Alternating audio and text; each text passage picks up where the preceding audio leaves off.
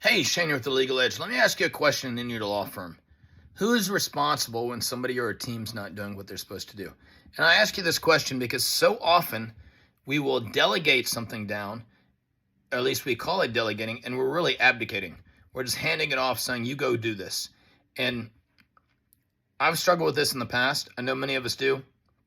In particular, I was talking about one of my teams today, and I was talking to my COO, and we were discussing this, and he was upset because we were paying them for something, and he didn't feel like we were getting out of it what we were paying. And after we talked about this issue, we realized the issue wasn't that they weren't doing what we had them do. It was that us as the leaders, we had not pushed or given this task to them and said, this is part of your responsibility. You wanted to be paid more.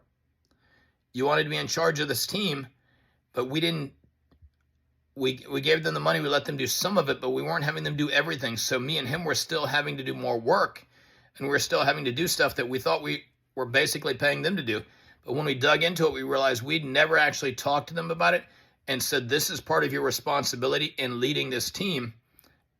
So we were upset with them for something we did. So I want to encourage you to look at your own stuff in your own law firm and say, hey, when you've got a team that's not doing everything you think they need to do, did you actually tell them they needed to do everything, or are you still just covering and fixing it rather than having a conversation with them that they need to take this ownership of this area and this problem? All right, this is Shane from the Legal Edge out.